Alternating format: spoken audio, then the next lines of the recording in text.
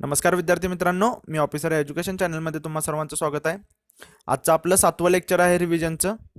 चला सुरुवात करू आता आपल्या रिव्हिजनला. हे लेक्चर जे आहे ते क्वेश्चन आन्सरिंग स्वरूपामध्ये आहे आणि याच्यामध्ये तुम्हाला पहिल्यांदा व्हिडिओ पॉज करायचा आहे, त्याचा आन्सर तुम्ही अगोदर टिक करा आणि त्याच्यानंतर त्याचं एक्सप्लेनेशन बघा. चला सुरुवात करू आता पहिल्या क्वेश्चन पासून. बघा, भारताच्या पहिल्या स्वदेशी मायक्रोप्रोसेसर शक्तीच्या, बघा मायक्रोप्रोसेसरचं नाव आहे जो की स्वदेशी आहे, शक्तीच्या निर्मितीशी संबंधित IIT शाखेचे नाव काय आहे? तर याचं उत्तर आहे पर्याय क्रमांक 2 IIT मद्रास. ओके, तुम्हाला असंही विचारलं जाऊ शकतं की IIT मद्रासने जो स्वदेशी मायक्रोप्रोसेसर तयार केला त्याचं नाव काय आहे? तर त्याचं नाव आहे शक्ती.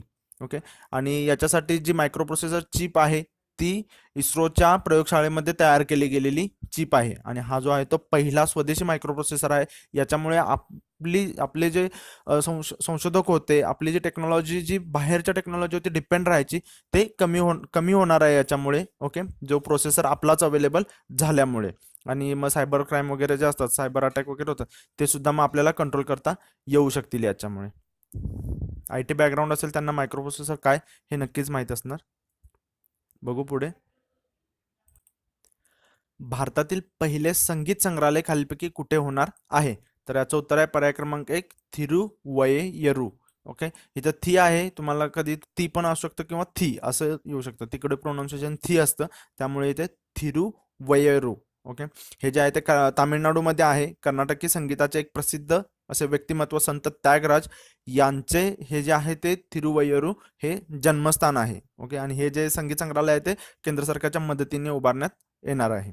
आता इथे तुम्ही जस्ट नोट करून ठेवा की कर्नाटकी संगीताचे व्यक्तिमत्व असणारे संत त्यागराज यांचं हे जन्मस्थान आहे. मग तुम्हाला ज्यावेळेला ऑप्शन्स असतील त्यावेळी कर्नाटक सुद्धा तिथे ऑप्शन असणार आहे, तर तिथे तुम्ही कन्फ्यूज होऊ नका. हे जे आहे ते तामिळनाडूमध्ये आहे. तामिळनाडू, चेन्नई. इके पलानीस्वामी CM आहेत. गव्हर्नर जे आहे ते बनवारीलाल पुरोहित. बघू नेक्स्ट क्वेश्चन. बघा, स्टॅच्यू ऑफ युनिटी बद्दल हा क्वेश्चन आहे. तुम्हाला काय विचारले? स्टॅच्यू ऑफ युनिटी या पुतळ्याच्या संदर्भात अयोग्य विधाने ओळखा किंवा अयोग्य विधान ओळखा. अयोग्य म्हटलेलं आहे, चूक ओळखायचं आहे तुम्हाला. बघा, स्टेटमेंट 1, सरदार वल्लभभाई पटेल यांचा पुतळा 182 मीटरचा आहे. तर अगदी बरोबर, हा 182 मीटरचा आहे किंवा तुम्ही म्हणू शकता 597 फूट. ओके, पायापासून म्हणाल तर 240 मीटर. आणि बघा, सरदार पटेल यांच्या 153व्या जयंतीचे उद्दिष्ट साधून याचे अनावरण 31 ऑक्टोबर रोजी करण्यात आले आहे.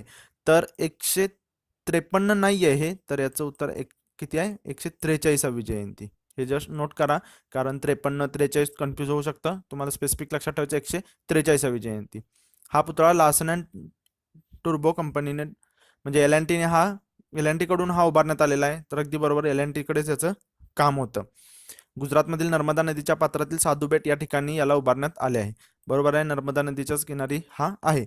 म्हणजेच काय, तर याचं जे अयोग्य विधान आहे ते पर्याय क्रमांक 2, म्हणजे याचं उत्तर आहे पर्याय क्रमांक 2. आता स्टॅच्यू ऑफ युनिटी आलेला आहे. सरदार वल्लभभाई पटेल यांच्याविषयी पहिले गृहमंत्री, पहिले उपपंतप्रधान, ज्यांच्या की 143व्या जयंतीनिमित्त याचं अनावरण करण्यात आलेलं होतं.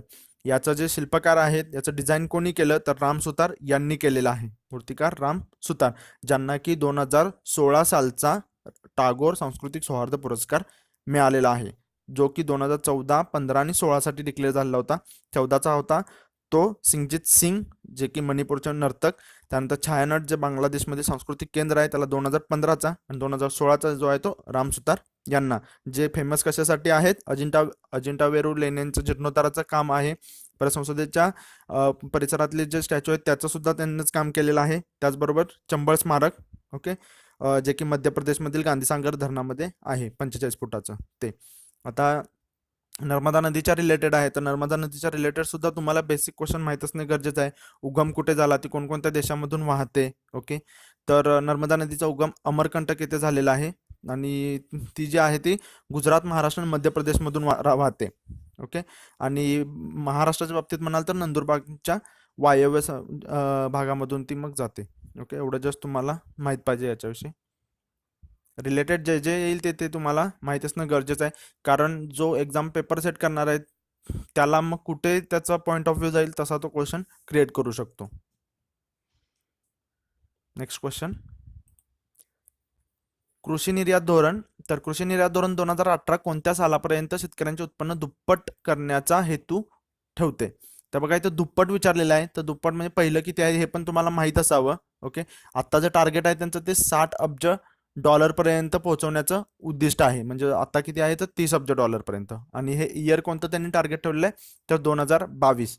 ओके, मग याच्यामध्ये काय आहे की देशी, सेंद्रिय, पारंपरिक, अपारंपरिक जे कृषी उत्पादन आहेत त्यांच्या निर्यातीला प्रोत्साहन देणं हा याच्या मागचा उद्देश आहे. जस्ट तुम्हाला इयर लक्षात ठेवायचं आहे आणि आता किती आहे आणि ते किती करायचं आहे. बघू नेक्स्ट क्वेश्चन. कोणाला आंतरराष्ट्रीय नेमबाजी क्रीडा संघ ISSF यांच्या ब्ल्यू क्रॉस या सर्वोच्च पुरस्काराने सन्मानित करण्यात आले आहे? तर याचं उत्तर आहे पर्याय क्रमांक 2 अभिनव बिंद्रा. नेमबाजीतला सर्वोच्च पुरस्कार आहे ब्ल्यू क्रॉस, आंतरराष्ट्रीय नेमबाजी क्रीडा महासंघ ISSF कडून दिला जातो हा. आणि हा विशेष असा काय आहे तर अभिनव बिंद्रा हा पहिला भारतीय आहे की ज्याला हा पुरस्कार मिळालेला आहे. अभिनव बिंद्राविषयी सांगायचं झालं तर सुवर्णपदक जिंकलेला आहे बीजिंग ऑलिम्पिकमध्ये 2008 साली 10 मीटर एअर रायफलमध्ये. आणि नेमबाजीमध्ये सुवर्णपदक मिळवणारा ऑलिम्पिकमध्ये हा पहिला भारतीय आहे. राष्ट्रकुल स्पर्धेमध्ये 7 पदकं आहेत, आशिया स्पर्धेत 3 पदकं आहेत, विश्व अजिंक्यपद मध्ये सुवर्ण आहे 2006 साली, अर्जुन पुरस्कार मिळालेला आहे 2000 साली, राजीव गांधी खेलरत्न पुरस्कार आहे 2001 साली, पद्मभूषण आहे 2009 साली. म्हणजे बघा विशेष महत्व आहे हा घेण्याचा मागे क्वेश्चन हा येतोय कारण हा पहिला भारतीय की त्याला हा पुरस्कार मिळालेला आहे.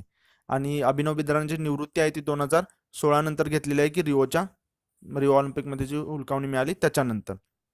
आता इथं ISSF आलेलं आहे, तर ISSFचा फुल फॉर्म सुद्धा तुम्हाला माहित असणं गरजेचं आहे. इंटरनॅशनल शूटिंग स्पोर्ट फेडरेशन, ज्याची की स्थापना 1907 साली झालेली आहे. हेडक्वार्टर मुनिचला आहे. ओके, आणि प्रेसिडेंट जे आहे ते ओलॅगेरियो. एवढं जस्ट तुम्हाला याच्याविषयी माहित असणं गरजेचं आहे. तसंच ISSFचे उपाध्यक्ष म्हणून सुद्धा रानिंदर सिंग यांची निवड झाली होती, जे की अमरिंदर सिंग यांचे चिरंजीव आहेत. पवन सिंग यांची पंच समितीमध्ये निवड झालेली आहे, हे पण जर तुम्ही नोट करून ठेवा. रानिंदर सिंग आहेत ते पहिले भारतीय ठरलेले आहेत जे की उपाध्यक्षपदी त्यांची निवड झालेली आहे. म्हणजे ISSFच्या रिलेटेड तुम्हाला एक्झाममध्ये क्वेश्चन बघायला मिळू शकतो. बघा नेक्स्ट क्वेश्चन. कोणत्या राज्यात केंद्रीय गृहमंत्री राजनाथ सिंह यांनी 19व्या हॉर्नबिल महोत्सवाचे उद्घाटन केले? तर बघा तुम्हाला असं विचारलं जाऊ शकतं की हॉर्नबिल महोत्सवाचे उद्घाटन कोणी केले, तर ते राजनाथ सिंह यांनी केलेलं आहे. तर हॉर्नबिल महोत्सव जो आहे तो कुठे साजरा केला जातो तर नागालँडमध्ये. नागालँडमधील नागा समुदायाचं जे परंपरा आहे त्यांचं कल्चर जे आहे ते याच्यातून शोकेस केलं जातं. आणि हा जो दिवस आहे तो नागालँड स्थापना दिवसाच्या दिवशीच हा सेलिब्रेट केला जातो. नागालँडची स्थापना कधी झाली 1963, घटना दुरुस्ती 13वी होती 1962ला. 1963ला हे राज्य स्थापन झालं ॲज अ 16वं राज्य म्हणून. थोड्याच दिवसापूर्वी आपण पाहिलेलं होतं मिझोरम विषयी, जे की 53व्या घटना दुरुस्तीने 1986ला स्थापन झालेलं 23वे राज्य होतं.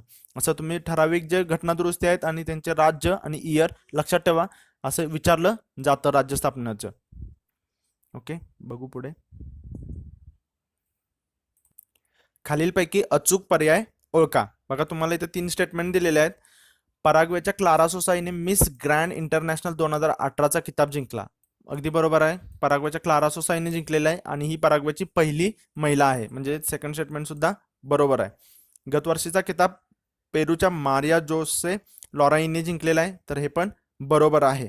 याची जी उपविजेती होती ती पण लक्षात ठेवा, भारताची मीनाक्षी चौधरी, आणि सेकंड रनरअप जी होती ती नादिया इंडोनेशियाची. म्हणजे याचं जे उत्तर आहे ते पर्याय क्रमांक 3 सर्व बरोबर आहे. ओके, जस्ट तुम्ही भारताची मीनाक्षी चौधरी सुद्धा आहे आणि ही पराग्वेची पहिली महिला आहे, त्यामुळं तुम्हाला हे लक्षात ठेवणं अपेक्षित आहे. बघू नेक्स्ट. वयाच्या 91व्या वर्षी यशवंत देव यांचे निधन झाले, तर ते खालीलपैकी कोण होते? बघा यशवंत देव जे होते ते संगीतकार गीतकार होते. तर याचं उत्तर आहे पर्याय क्रमांक 2 गीतकार. त्यांनी त्यांचं करिअर जे आहे ते ॲज अ सितार प्लेअर म्हणून करिअर स्टार्ट केलं होतं. ते फेमस होते आकाशवाणीवरील कार्यक्रमासाठी, हे पण लक्षात ठेवा. त्यांना फिल्मफेअर अवॉर्ड मिळालेला आहे 1980ला. राष्ट्रीय चित्रकार पुरस्कार मिळालेला आहे बेस्ट लिरिक्स साराऊंडसाठी 1984ला. भातुकलीच्या खेळामधली राजा आणि राणी, दिवस तुझे फुलायचे, तिन्ही लोक आनंदाने, जीवनात ही घडी, स्वर आले दुरुनी, असेन मी नसेन मी, असे भरपूर जे आहेत ते त्यांची गीते आहेत. तुम्ही ते नोट करून ठेवा. तुम्हाला कदाचित खालीलपैकी कोणती त्यांची कृती आहे नाही अशा काइंड ऑफ मध्ये क्वेश्चन बघायला मिळू शकतो. त्यांचं वय लक्षात ठेवा 91. आकाशवाणीवरील कार्यक्रमांसाठी सुद्धा ते फेमस होते. आणि त्यांचं प्रोफेशन म्हणाल तर संगीतकार, गीतकार. बघू पुढे. खालीलपैकी कोणाची सरकारने अतिरिक्त सॉलिसिटर जनरल म्हणून नेमणूक केलेली आहे? तर बघा, अतिरिक्त सॉलिसिटर जनरल म्हणून माधवी दिवान यांची नेमणूक केली गेलेली आहे. त्याचं उत्तर आहे पर्याय क्रमांक 3 माधवी दिवान. जून 2020 पर्यंत त्यांचा कार्यकाळ असणार आहे. आणि विशेष लक्षात ठेवायचं तुम्हाला, या तिसऱ्या महिला आहेत. मल्टीलायनर आलं तर तुम्हाला हे वाक्य बघायला मिळू शकते की त्या कितव्या महिला आहेत, तर तिसऱ्या महिला आहेत. याच्या आधी वकील इंदिरा जयसिंग, दुसऱ्या पिंकी आनंद आणि आता या ज्या आहेत त्या माधवी दिवान. आता जे आहे ते अतिरिक्त सॉलिसिटर जनरलपदी झालेले आहेत. तर महान्यायवादीच्या रिलेटेड हे आहे. तर महान्यायवादी यांच्या व्यतिरिक्त भारत सरकारचे काही अजून सुद्धा कार्यकाळ म्हणजे कायदा अधिकारी असतात की त्यामध्ये सॉलिसिटर जनरल ऑफ इंडिया व आणि अतिरिक्त सॉलिसिटर जनरल ऑफ इंडिया यांचा समावेश असतो त्याच्यामध्ये. ओके, महान्यायवादी असतो, त्याच्यानंतर त्यांना हेल्प करण्यासाठी जे असतात ते ही पदं असतात आणि मग ते त्यांना त्यांच्या जे महान्यायवादी असतात त्यांना मदत करतात. मात्र हे जे पद आहे अतिरिक्त सॉलिसिटर जनरल ऑफ इंडिया, हे जे आहे ते घटनात्मक पद नाही आहे. जर तुम्हाला मल्टीलायनर आलं तर असं येऊ शकतं. तर हे जे आहे ते घटनात्मक पद नाही आहे, एवढं तुम्ही लक्षामध्ये ठेवा. महान्यायवादी, आता इथे महान्यायवादी सुद्धा तुमची रिव्हिजन करणं अपेक्षित आहे. तर महान्यायवादीवरती सुद्धा तुम्हाला क्वेश्चन कदाचित बघायला मिळू शकतो, कारण ही नेमणूक झालेली आहे त्यामुळे. तर महान्यायवादी जे आहेत ते त्यांचा समावेश जो आहे तो केंद्रीय कार्यकारी मंडळामध्ये होतो. कलम त्याचं किती आहे तर 76 कलम आहे, त्याच्यामध्ये त्याची तरतूद आहे. नेमणूक केली जाते ती राष्ट्रपतीद्वारे केली जाते. पात्रता जी आहे ती सर्वोच्च न्यायालयाचा न्यायाधीश म्हणून नेमणूक होण्यास पात्र असले पाहिजेत. म्हणजेच काय, तर कमीत कमी 5 वर्ष उच्च न्यायालयात न्यायाधीश किंवा 10 वर्ष उच्च न्यायालयात वकील म्हणून काम केलेलं असावं. आता माधवी दिवान यांच्याविषयी सांगायचं झालं तर ते मुंबई उच्च न्यायालयामध्ये त्यांनी सराव केलेला होता. मध्य प्रदेश आणि गुजरातला सुद्धा त्यांनी जे आहे ते ज्युडिशियल प्रोसेसिंगमध्ये सुद्धा त्यांनी काम केलेलं आहे तिथं. एवढं जस्ट तुम्ही याच्याविषयी नोट करा. बघू पुढे. खालीलपैकी कोणाची डिसेंबर 2018 मध्ये भारतीय महिला क्रिकेट संघाच्या प्रशिक्षकपदी नेमणूक करण्यात आली आहे?